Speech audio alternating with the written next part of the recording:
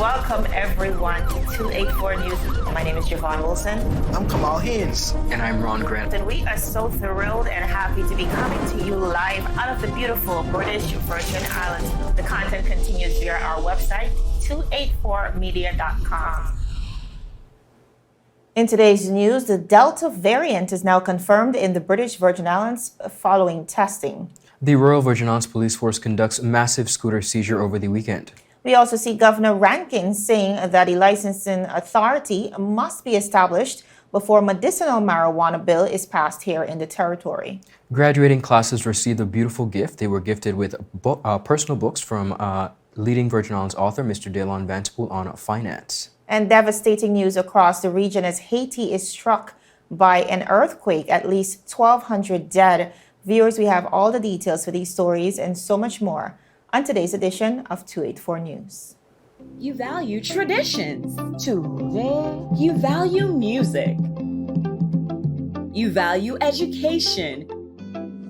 Family. I love you. Service. Thank you. You're welcome. Love. Life. At Popular, we're committed to you and everything our community values. For the things you value the most, count on us. Popular. Welcome, viewers, everybody. It's Monday, August 16th, 2021. We're coming to you live and direct from the beautiful British Virgin Islands. I'm Ron Grant. And my name is Javon Wilson here, of course, with a new week of news out of 284 News, your local, regional, as well as international content. A happy Monday to each and every one of you. Before we get into our newscast, just touching on some summary items. Of course, the BVI Airports Authority is said to have racked up some $2 million in debt within the last 5 months. Honorable Penn, leader of the opposition, says House of Assembly compromised as Speaker flip-flops on naming vendors. In addition to that, just over $3 million spent on the COI defense. Honorable Premier confirms and employees resuming work to make retroactive payments to NHI, says the Honorable Vincent Wheatley. We're moving on to a very thankful note. On yesterday, Sunday, August 15th, a vehicle plunged into the water at Parkwood Pond, Tortola. At the time, the territory was experiencing effects of Tropical Storm Grace and was on storm watch. Thankfully, no one was hurt. It is unclear what led it to the driver losing control of the vehicle. Persons can be seen in the water. The vehicle seen somewhat underwater is said to have been later removed. Now, of course, we are yet to confirm what exactly led to that. But again, we're thankful that no lives were lost. Absolutely. Viewers, we're going to go straight into our top headlines for today. Now, the Ministry of Health and Social Development has confirmed that one COVID-19 sample is now tested positive for the Delta variant. According to the Chief Medical Officer, Dr. Ronald Georges, he reported that out of the 8 COVID-19 samples sent to the Caribbean Pharmaceutical Association, popularly known as CARPHA, for genetic typing on August 4, one sample tested positive for the Delta variant B16172, while other samples identified no variants of concern or variants of interest. According to Dr. Georges, the identified case had no recent travel history, and the household included 2 other positive contacts, one of whom met the criteria for sequencing and tested negative for the Delta variant. Dr. Georges said, and I quote, "These cases and contacts were all quarantined and cleared in accordance with established protocols." Dr. Georges also stated that the community should continue to take personal responsibility and, of course, adhere to public health measures and quarantine guidelines to limit the spread of COVID-19. He said all positive cases should ensure that they follow the isolation guidelines and continue to take every opportunity to get vaccinated. Now, viewers, Delta is currently the predominant strain of the virus in the world. And there's a few things we want to know about this particular variant. First of all, the Delta variant is twice as contagious as other variants. Some data suggests that the Delta variant might cause more severe illness than previous strains in unvaccinated persons. We also are hearing that unvaccinated people remain the greatest concern. Although breakthrough infections happen much less often than infections in unvaccinated people, individuals infected with the Delta variant, including fully vaccinated people with symptomatic breakthrough infections, can transmit it to others. CDC is continuing to assess data on whether fully vaccinated people with asymptomatic breakthrough infections can transmit. However, the greatest risk of transmission seems to remain among the unvaccinated persons who are much likely to contract and therefore transmit the virus. Also, we're learning that fully vaccinated people with the Delta variant breakthrough infections can also spread the virus to others. However, vaccinated people appear to be infectious for a shorter period. And finally, viewers, as it relates to the vaccines, I know many persons are wondering how effective are the vaccines against these mutating variants. And according to CDC, the COVID-19 vaccines authorized in the US are highly effective at preventing severe disease and death, including against the Delta variant. But they are not 100% effective, and some fully vaccinated people will become infected. And of course, they're calling this a breakthrough infection and experience illness. For such people, the vaccine still provides them strong protection against serious illness and death. Ron, I know initially we sent out these samples for testing upon the last surge, and seeing how aggressive that transmission was here in the territory. The first set of samples returned negative. And I think it came as quite a shock to the territory, considering the pattern and the trend of the Delta variant and how we've been able to assess it throughout the world. I'm so happy that finally we have some level of confirmation, because I think this is a sobering reminder once again for us to truly remain focused on these protocols and, of course, abiding by them to ensure that these numbers do not surge again. I agree, Jovan. And in the final analysis, it's just important to know, and Dr. Georges himself, the chief medical officer, did state that it was only a matter of time that the variant would be present here in the British Virgin Islands. So we continue to employ our residents to take precautions. Continuing on the local scene here in the BVI, in another major sweep on road traffic violators, officers of the Royal Virgin Islands Police Force Unit, the Armed Response Unit, the East End Police Station, and the Marine Unit confiscated a dozen motor-scooters and reported 9 persons for charges on various offenses, including loud mufflers and driving while unlicensed and uninsured. Now, in Saturday's operation, 2 males were arrested and charged for driving without a driver's license and driving when not covered by insurance. Persons driving both motor vehicles and scooters were reported for another 22 offenses, including driving with an expired driver's license and driving an unlicensed vehicle. Persons were also ticketed for another 12 offenses, 9 for riding without a helmet, and 3 missing identification plates. Commissioner of Police Mark Collins shared his appreciation to the officers responsible for coordinating the large operation and bringing about its success. He acknowledged the efforts of the commanders, Acting Sergeant Kishan Leslie and his team, Acting Sergeant Bruce Huggins, and of course Armed Response Unit and Inspector Derville Cardy and his officers from the Marine Unit. In his commendations, he noted that the majority of public complaints are related to scooter and motorcycle riders. He said he had received several calls and emails since the operation, conveying gratitude to the Royal Virgin Islands Police Force.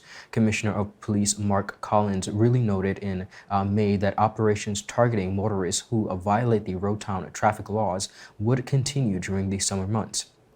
Now, these operations, viewers, to pursue owners of bikes that cause a noise nuisance and specifically plan to minimize the risk to riders, the public, and officers. Early this month, police seized 3 motorcycles, 2 of which exceeded the legal engine size allowed in the British Virgin Islands, which is 1300cc and 750cc, and a third, which was 125cc. Charges were laid in these matters. Jovan, of course, information that we're receiving not only from the Royal Virgin Islands Police Force is that a big brawl ensued at Long Bay Beef Island, and persons reached out to the Royal Virgin Islands Police Force, at which point they came to the scene, and this was all in operations to their traffic violation going around the territory. Of course, we know new Police Chief Mark Collins has vowed to really put law and order in place. Not only is he working on traffic violators, but he's making a decisive plea to stamp out corruption within the Royal Virgin Islands Police Force. Of course, like anything else, some persons got away. We know of alleged persons who escaped on a boat with their bikes, but definitely a good move for the Royal Virgin Islands Police Force in that their operation was a success. Absolutely. Fervently working towards getting unlicensed riders as well off the road.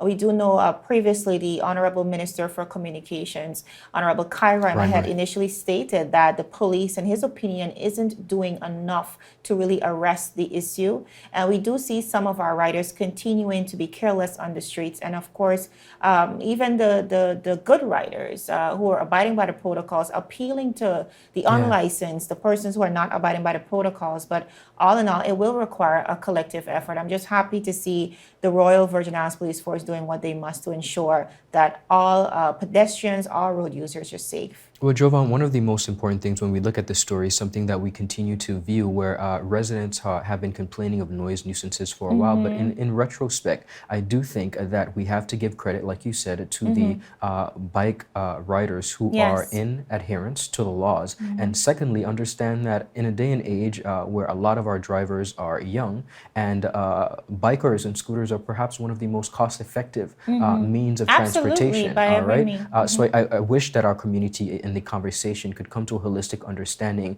where both parties really understand the importance. But we're going to have more on that story, viewers. Still ahead, Governor Rankings says a licensing authority must be established before a medicinal marijuana bill is passed. And of course, graduating classes, a gifted book on personal finance by leading Virgin Islands author, Sir Dylan Vance. But we have these details and so much more after a word from our sponsors.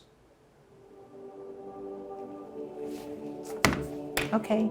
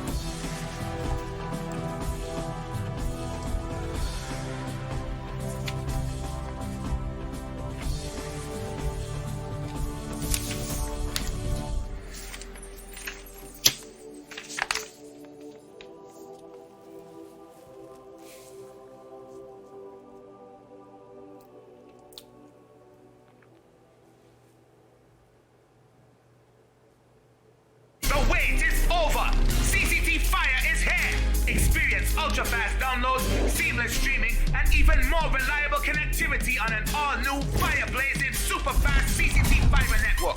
CCT Fire. Bring it home and upgrade today.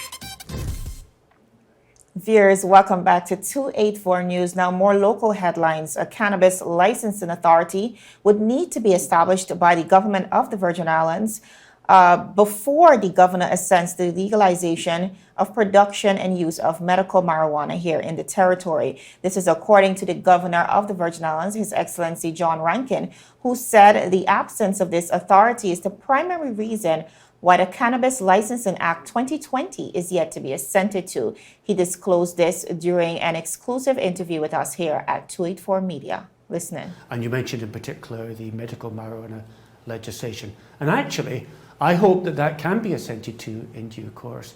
What is lacking is that in order to have medical marijuana safely operating within the territory, it needs to be done in a properly licensed fashion, and it needs to be done in compliance with the United Nations International Narcotics Convention, which govern these areas. So what we need to do is to establish a well-qualified licensing authority here in BVI, working with the licensing authority in the UK, who are responsible for the overall international obligations guarantees in this area. And if we can do that, then we can move ahead in the field of medical marijuana. So that's the work that I've been urging will take place. And if that can take place, if we can get that well-established licensing arrangement in place, then I hope that I can, in due course, assent to the marijuana legislation, medical marijuana legislation bill. So you're saying that we must, in order to get that assented to, establish that licensing authority that will, of course, collaborate or at least cooperate with the authority in the United Kingdom to move forward on this legislation? That's right. We're talking here about medicine. And so any medicine has to be safely produced, safely administered and properly licensed to allow people to get whatever benefits there may be from medicinal marijuana.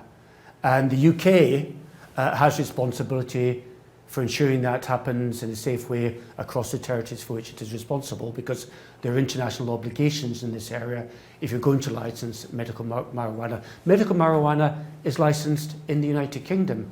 I have a good friend, I won't go into personal details, but she requires that for her medical treatment and is able to access it in the UK. So what we need to do here, there's not a problem in principle, what we need to do here is to have a well-qualified, well-established licensing authority. The UK can assist with that respect, working with its UK opposite numbers, and if we can do the necessary work, quite detailed work, to develop that, then there is no reason in principle why I cannot assent to the medical marijuana legislation. That was Governor John Rankin. Now, our newsroom, following that interview, reached out to Premier Foy on the comments made by the governor. His response, I quote, "We must be careful not to misunderstand what the governor has said," end of quote. The premier went on to say, and I quote once again, "The governor said that the establishment of a well-qualified, well-established cannabis licensing authority is one thing that needs to be done, and then he hopes to be able to move forward with assenting to the legislation. It would be unfair to the governor and to the government of the Virgin Islands for us to interpret that statement as a guarantee that once the licensing authority is in place, assent will automatically follow, or that this is the only thing that will need to be done," end of quote. Now, viewers, while discussions are ongoing between the government and the UK regarding a few issues on the bill, Premier Foy is still hopeful that the bill can move forward soon. He said, and I quote once again, "Over the course of the past few months, there has been some communication between the government of the Virgin Islands and the Foreign and Commonwealth Development Office, as well as the UK Home Office. There are some things we need to do on our side so that we can go deeper into identifying all the issues that we need to be dealt with, and then established a roadmap and timetable for addressing the issues and moving forward with the establishment of a medicinal marijuana industry in the Virgin Islands." He continued, and I quote, the governor has indicated that there is no objection in principle to the Virgin Islands having a medicinal marijuana industry, which is good. And like the UK, we in the Virgin Islands also want to ensure that the industry is properly and robustly regulated. And this has always been our position as the government of the Virgin Islands, end of quote. Now, viewers, this bill has been on the table for quite some time as a possible revenue generator, but also as a move that really signifies the BVI run, I think, moving towards essentially catching up really with the region and the rest of the world when we think about not just medicinal marijuana, but decriminalizing the product and moving in that direction. The governor has stated that the licensing authority is the prime reason he has not assented to it yet, some over a year later. So with this clarity and, of course, the government's commitment, hopefully as a territory, we can move forward soon. Jovan, you mentioned catching up, and that is by far the truth. The territory of the Virgin Islands, in particular to this particular case, has a lot of catching up to do. But I do think it is imperative that the government of the Virgin Islands state exactly what its purpose is and will be once we get to that point.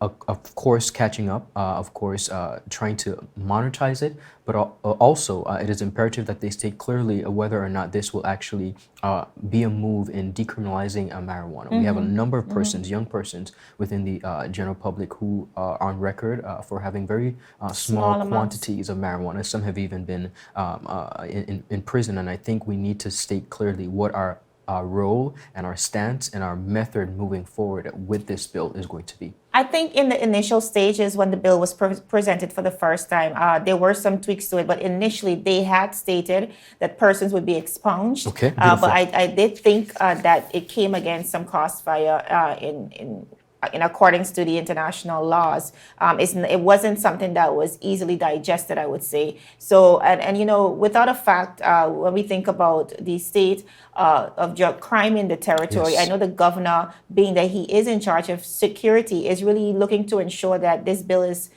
looking through the fine print to ensure that Make sure it's regularized. Exactly, we're making moves towards the right direction. But nevertheless, the Premier did identify it as Minister of Finance as a clear revenue generator, and I think certainly something that the territory needs. All right, interesting. Continuing on locally, graduating classes of the public secondary schools throughout the British Virgin Islands can focus on career and personal finance with the assistance of local author, the one and only Daylon Vanterpool, in partnership, of course, with BDO, British Virgin Islands, and CTL Home Center Limited. Copies of the book, titled No Boss, Only Clients: How to Build an Extraordinary Career and a Life of Freedom, were gifted to graduates that will present an insider's guide to navigating work life and managing their money.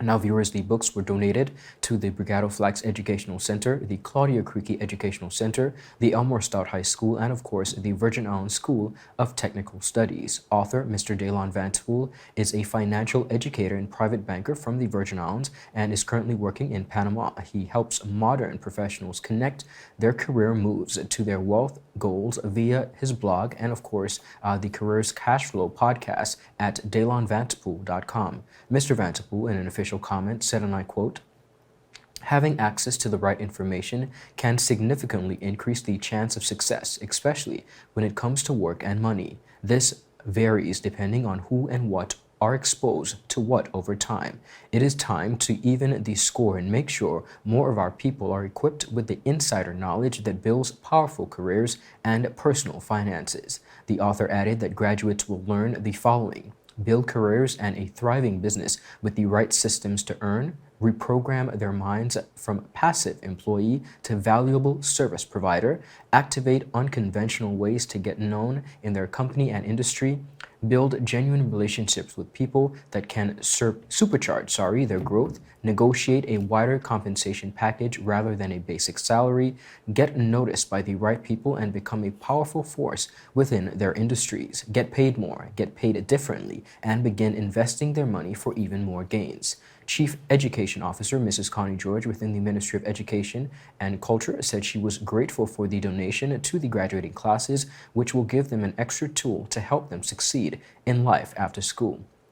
Now, viewers, the text can be purchased online, and it is available in paperback, audio, and digital formats on Amazon.com. A beautiful gift, Jovan, from the one and only Mr. Daylon Vanterpool. He has been imparted with this wonderful knowledge of finance and working diligently, of course, within the industry, and I'm happy to see him contributing back in this factor. We always reference the fact that if there's one topic we wish was taught in school is that of financial and literacy. money management, yeah. Absolutely. And so I'm very happy to see that, Daylon is using his finance fundamentals and his experience, because he has quite a substantial amount of experience and would have amassed a certain level of information. I'm really happy that he's reaching back and helping the people that need it most, which is our children, to ensure that the next generation is financially literate. Now, viewers, it's still ahead of the break. Vaccination in USVI sees a sharp increase. Governor says no new restrictions as cases drop below 400. We also see a state funeral for former Antigua and Barbuda Prime Minister, Mr. Sir Lester Bird. And in Haiti, devastating news, earthquake leaving over 1,200 dead and counting. We have all the details when 284 News returns. Is business slow, cash flow down, hosting an upcoming event? We can help. Advertise with 284 Media and take your business or event to the next level by enhancing your present marketing and messaging strategies. Allow our team of experts to create a personalized ad that sets your business apart from all the rest. This could be your business or event. So, what are you waiting for? Contact our marketing team at 284media@cctbvi.com. Advertising with us works.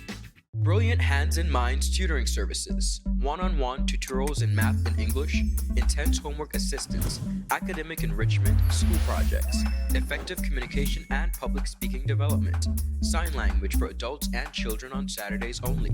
Registered with the Virgin Islands High School Certificate Program, Brilliant Hands and Minds can help you too. Offering intense curriculum-based training to help you or your loved ones get their high school diploma. It's time to make your family's education a #1 priority. Hurry, space is limited. Brilliant Hands and Minds Learning Center. We are the trained education professionals.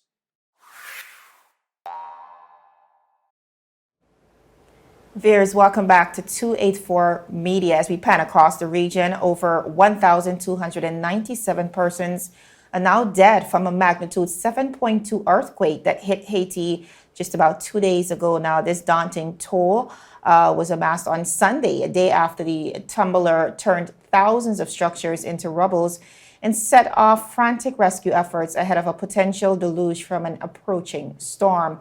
Now, viewers, Saturday's earthquake also left at least 5,700 people injured, with thousands more displaced from destroyed or damaged homes. After sundown Sunday, Les Cayes was darkened by intermittent blackouts, and many people slept outside once again, clutching small transistor radios tuned to news, and of course, very terrified of the continuing shocks. We're going to go to a quick clip that really shows just a small bit of what transpired on Saturday. Let's watch. Vini, vini. Peno yan.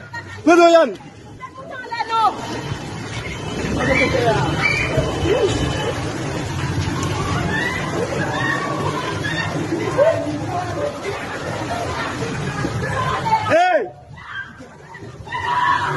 Monte! Tenez Fabrice!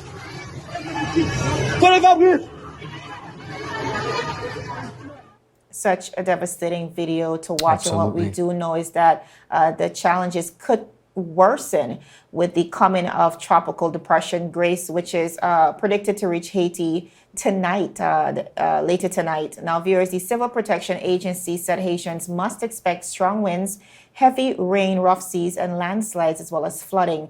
Officials said that more than 7,000 homes were destroyed and nearly 5,000 damaged. Hospitals, schools, offices, and churches were also affected. Now, the quake centered about 125 kilometers west of the capital, Port-au-Prince, nearly razed some towns and triggered landslides that hampered rescue efforts. In a scene widely repeated across the quake zone, families salvaged their few belongings and spent the night in a soccer field. People lined up to buy what was available in very small amounts, viewers: bananas, avocados, water, and so on at the street market. It was quite a terrible time over the weekend for the people of Haiti. Now, the Prime Minister Ariel Henry has declared a 1-month state of emergency for the whole country and said that the first aid convoys organized by the government had started moving help to areas where towns are destroyed. And of course, hospitals were overwhelmed. Ron, whenever we think about Haiti, Yes. it's such a hard pill to swallow because they continue to be troubled by so many natural disasters. Back to back. And then also dating back to the issues they've had and they continue to pay the price for as it relates to colonialism.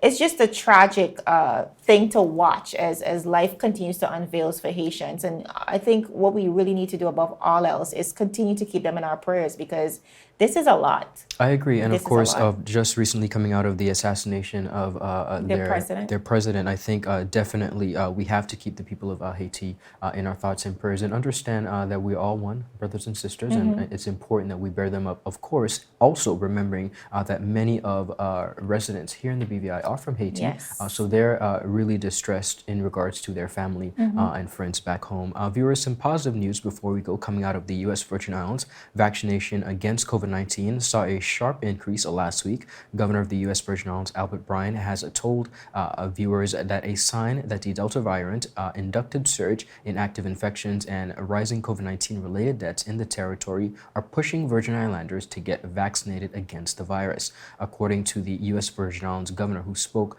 with news agencies on Sunday, he said over 1,200 Virgin Islanders got vaccinated against COVID-19 last week, and he said, and I quote, "It looks like we're going to keep that trend for a while." Mr. Bryan also said that as of Saturday, there were 40 hospitalizations split between the Snyder Regional Medical Center and the Juan F. Louis Hospital. He said 8 individuals were on ventilators. According to the VI Department of Health, as of Saturday, there were 370 active COVID-19 cases, 238 on St. Thomas, 123 on St. Croix, and 10 on St. John. Of course, to date, we have the record that some 41 deaths related to the virus have passed. Jovan, again, we wish our brothers and sisters over in the USVI the very best as we all try to navigate through these very difficult times.